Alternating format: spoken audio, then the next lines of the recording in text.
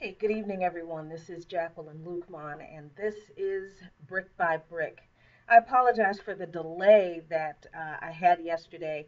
I'm down here in my hometown in Jarrett, Virginia. You've heard me talk about my hometown before, and the signal isn't great where I am, so I wasn't able to get a really strong signal yesterday, and I'm not sure if I have a great signal today, but I really wanted to make sure that I wrapped up this series on racism for you this week because it's very important that we don't lose sight of why the issues that we talked about in this series are important. Not just that racism itself is important. It is. But I want to make sure we understand why the way people respond to Black people and white people who understand, who get it, talk about racism is so problematic and dangerous, even. Because I think the best way to explain that is to go back to the slides that I gave you on power in the United States and what that looks like in terms of Black participation in positions of power in this country. So let's go through a couple of these. When we have a legal system in this country in which Black people in all of the court systems in all of the levels of court systems in this country make up less than 10% of the judges in most court systems. The only court system where that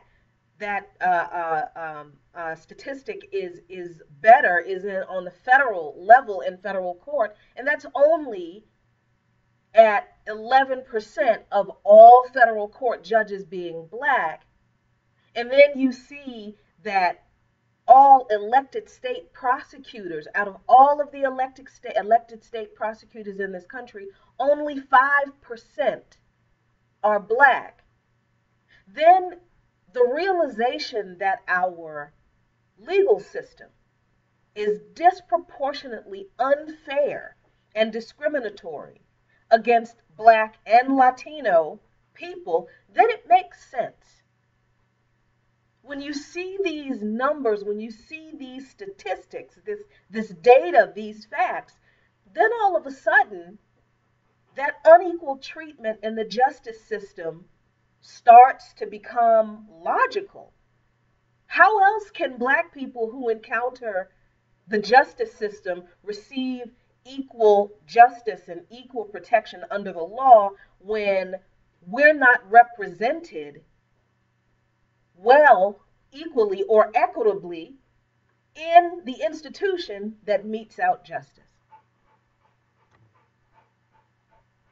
Then, when we look at our education system, where 6.8% of the public school teachers are black and only 3.6% of the private school teachers are black. This is around the country, across the country, at every grade level, all of the public school and private school teachers. And then you look at the public school principals and the private school principals, only 10% of those are black. Only 10% public school principals are black, and only 7% private school principals are black. When you hear or read the reports of black students being disciplined more frequently and more harshly than white students for the same school infractions at every level of school, from elementary to high school, and then when you read and see reports of black students who are charged with criminal offenses for infractions that are committed in school, when you know that less than 10% of the public and private school teachers and principals who are making the decisions, the everyday decisions on interacting with black students, less than 10% of them are black, then all of a sudden that makes sense.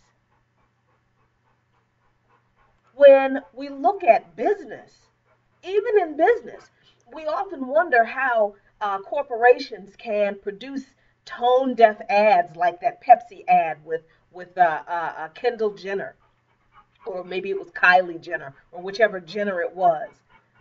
We wonder, how can corporations still make these ridiculous tone deaf ads? Well, when the Fortune 500 companies, the CEOs of those companies, only 1% of them are black, and only 1.5% of the Fortune 5,000 companies are black, then of course it makes sense that the people in positions of power that make decisions in the major corporations, including marketing decisions, when most of those people are not black, of course they are going to produce tone deaf marketing ads. Of course they're going to produce tone deaf marketing campaigns like we continue to see. It begins to make sense that these things continue to happen when you look at, when you know, when you see the data.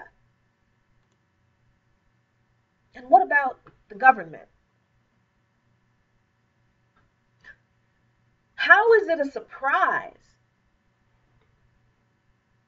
that in major cities where the populations are predominantly black, even if there are black mayors in many of these major cities, not even really many, just several,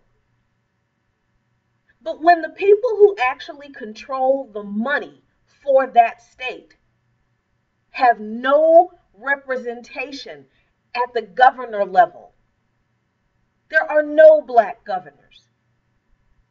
And as you can see, of the mayors in the United States, only 3.2% of them are black. And the people who decide and vote on appropriations bills for the states to receive this money, only 3 of the 100 senators are black, and only 43 of the 535 U.S. congressmen are black. So is it any wonder that we have not moved beyond the last major piece of black focused legislation in this country, which was the 1964 Civil Rights Act? And if you know that there are still systemic, structural, institutional problems involving racism in this country, you cannot deny that we need a legislative answer, a policy answer, a political answer to that problem. When we look at law enforcement, all by itself, just law enforcement, and we're just now talking about the disparities in the way the horrific murder of the Australian lady in Minneapolis was responded to by many people, as opposed to the way Philando Castile's murder was responded to by the same kinds of people. You understand why. When you realize that only 10% of the police officers in this entire country are black, just 10%. So when people keep asking, how do the police keep killing unarmed black people? This is why.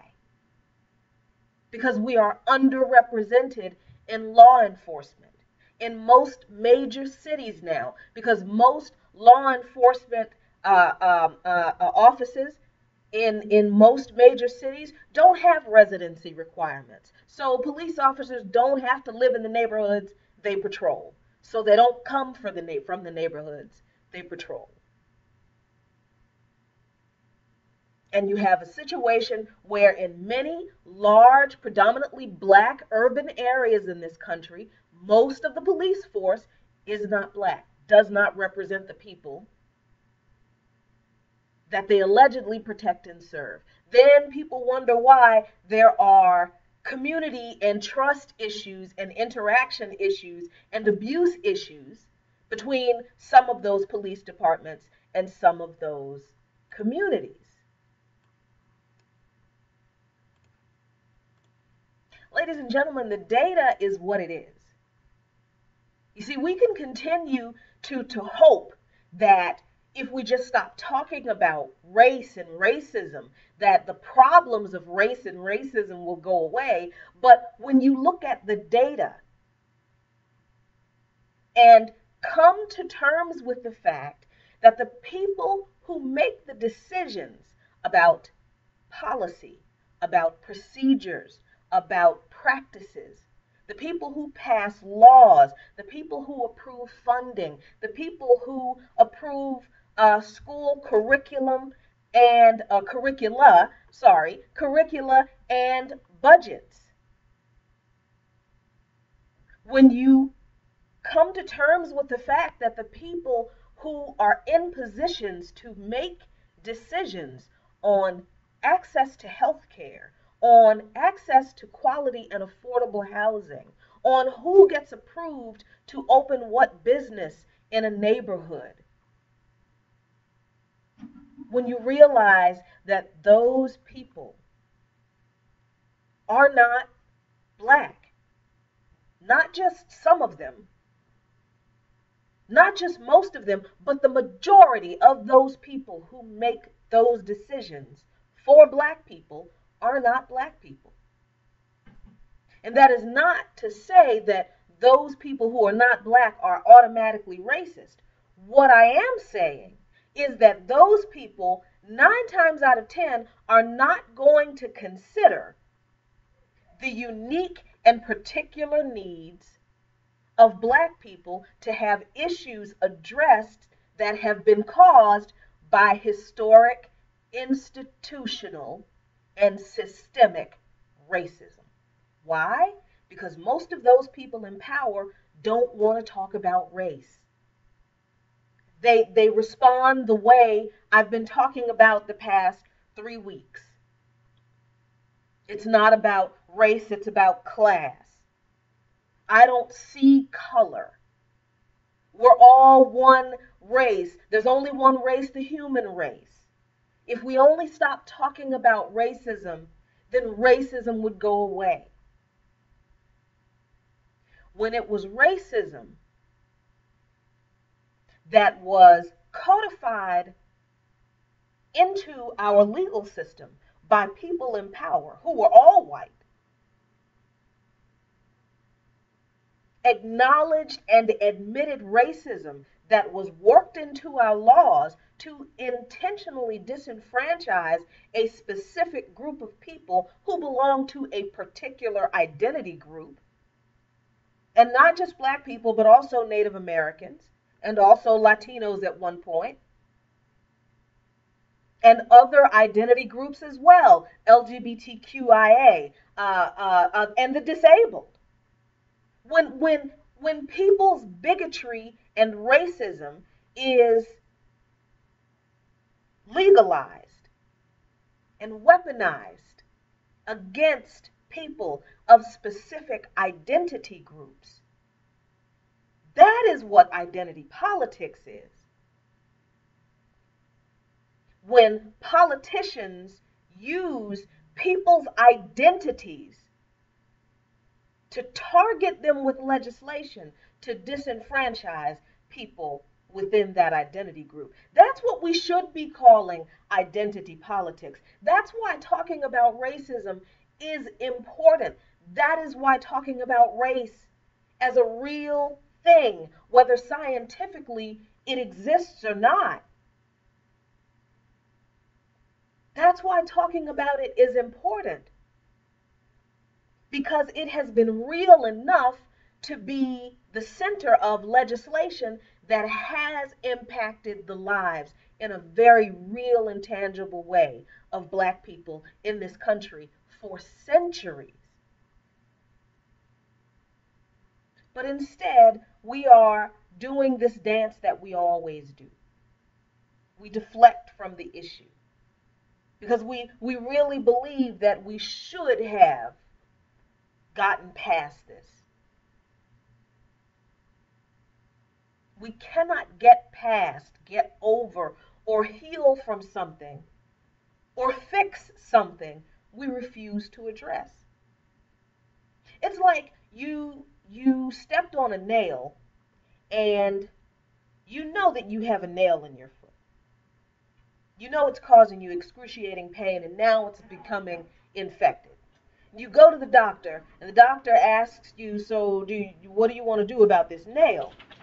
And your response is, I don't want to talk about the nail. If I just pretend like the nail is not there, then the infection will go away and everything will be fine. That's what this response to racism in America, in American society, in the American legal system, in American law enforcement, in American education, in American healthcare, in American banking, in American finance, in American entertainment. That's what this conversation is like when we try to talk about these issues so that we can address them, to fix them and eradicate them, and people respond with, oh, it's about class, not about race. I don't want to talk about identity politics. Identity politics is divisive. If you're focusing on identity politics, then you're not really a part of the solution.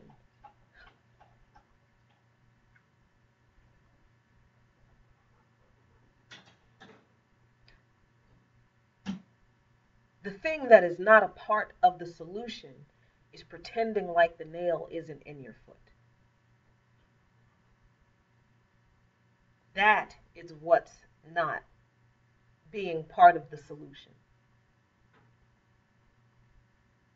This has been an incredibly frustrating week, 2 months almost, because of the um, various issues that have arisen around this issue of race and racism and politics as they relate to racial issues and black people's place, our voice, our involvement, our interaction in progressive policies going forward. And I don't like to be political here on Brick by Brick. That's what Coffee Current Events and Politics is for. But I will say this about politics in this issue.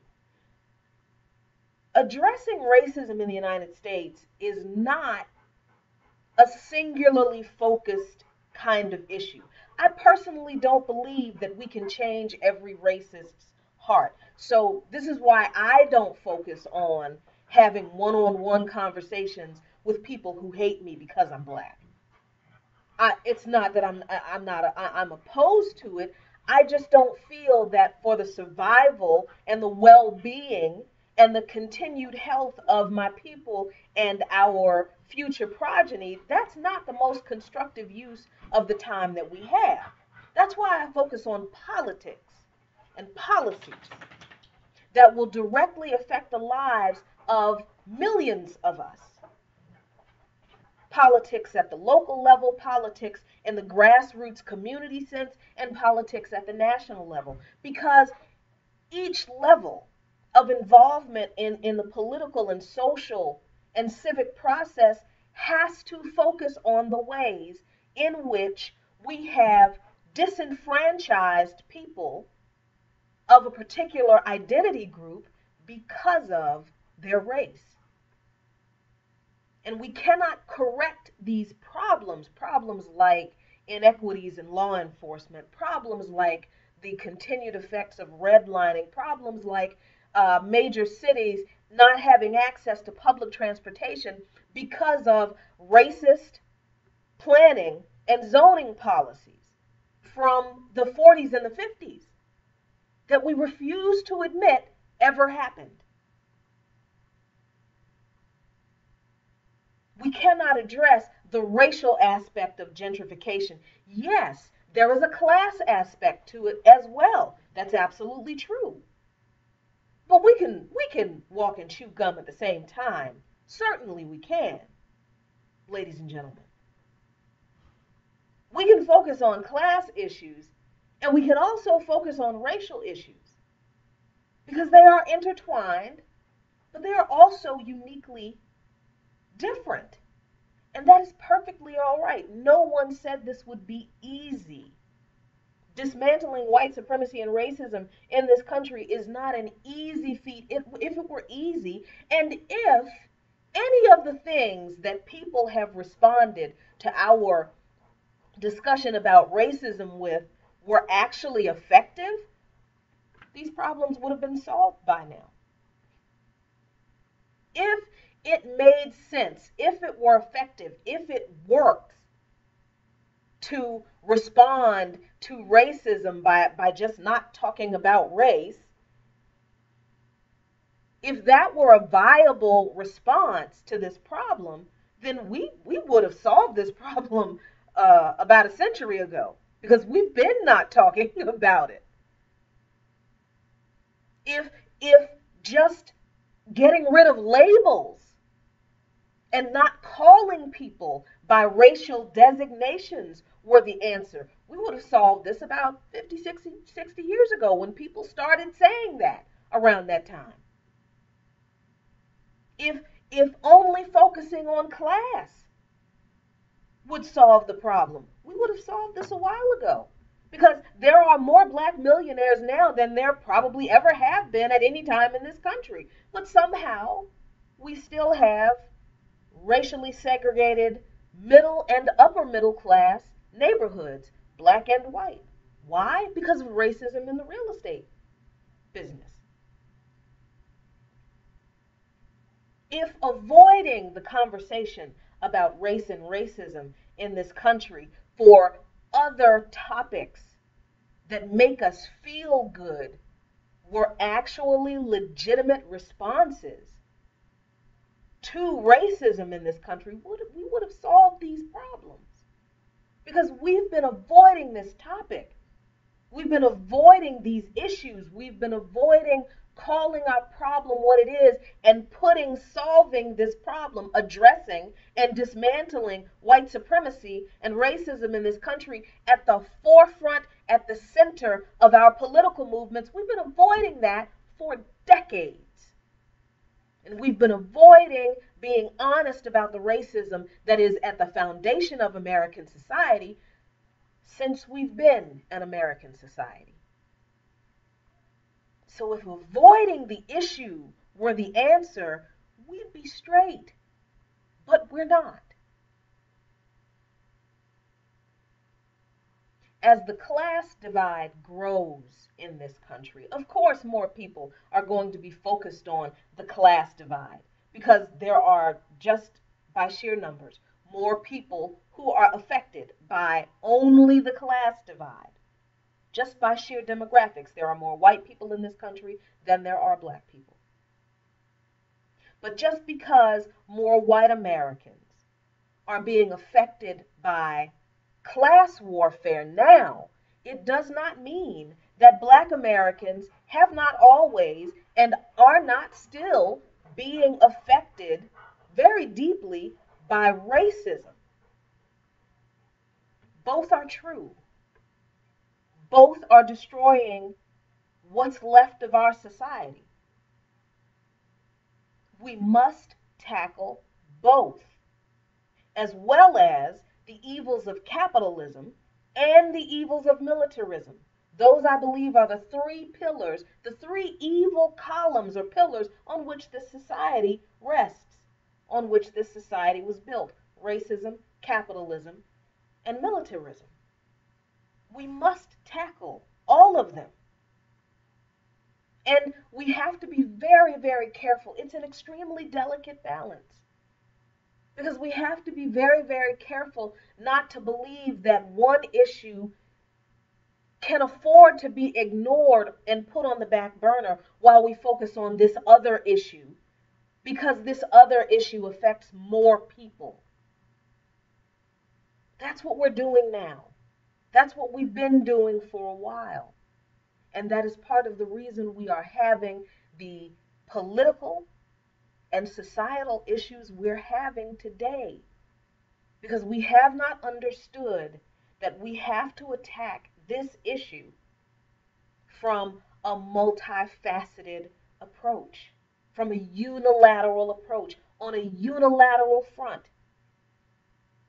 And we cannot delude ourselves into thinking that we can align with people to fight racism who are unconcerned about racism. We cannot enlist people to fight militarism and capitalism who are unconcerned about racism, who do not believe that racism exists, and who do not believe that racism is a problem. Because what you will end up with is a society in which people achieve a particular goal, but the inequality and injustice and discrimination based on race still exists. It would be like achieving Medicare for all. Everyone's medical insurance, medical coverage is paid for by the government, and nobody has to worry about medical bills anymore. But because we never really focused on the racial aspect of the differences in medical care, black people are still being misdiagnosed at higher rates, even though their medical care is paid for. Black people are still receiving less quality care, even though that care is paid for. Black people are still being prescribed less medicine or ineffective medicine to treat their illnesses, even though their medical care and prescriptions are paid for, even though they also have access to Medicare for all.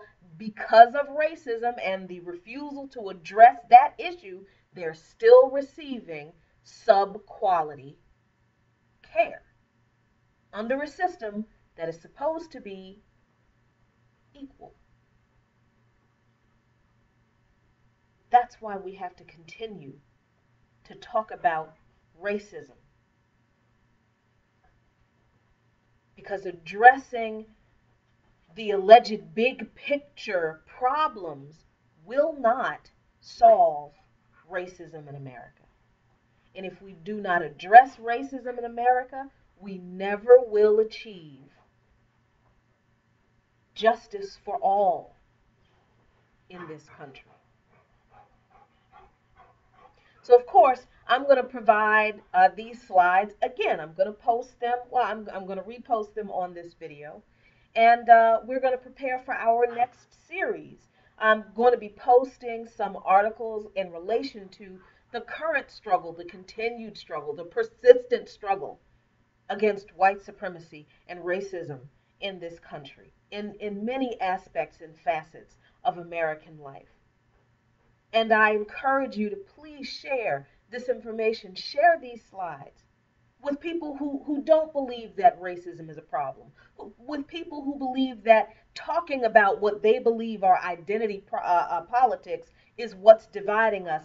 Give them these slides and information to show them where the division really is, what's really causing the division.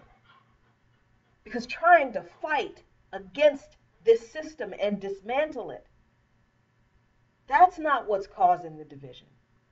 The division continues to persist because we keep ignoring it. So, I just wanted to come in tonight and wrap this series up for you. Please share the videos in this series and share this page. At the end of this video, click the notifications button. You should see a notifications button at the end of this video where you can get notifications when I go live. And I'm usually live at 9 p.m. Eastern Standard Time on Thursdays, but like I said, because I've had some technical issues and I still got technical issues today, I had to push it back one night, but usually Thursday nights at 9 p.m. Eastern Time. And on that night, there are actually a couple of other great people who are live streaming, and we try to coordinate our streams so that we don't step on each other's toes, and we provide a lot of information for people who want it.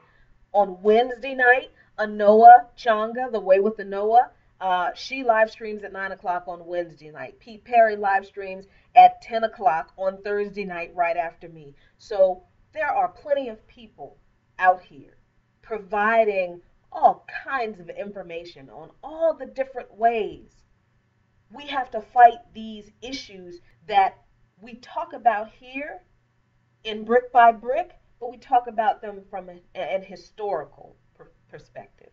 But rest assured, we're not just sitting here talking in Brick by Brick. We're also doing the work over in Coffee Current Events and Politics, and we're doing the work with our colleagues, our friends, and our allies on all kinds of different platforms.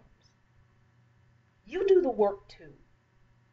You get informed, and you do the work too. Subscribe to us on YouTube. Donate on YouTube. There is a donate button. And thank you very much for joining me tonight. This is Jacqueline Luqman, and this has been Brick by Brick. Have a great evening.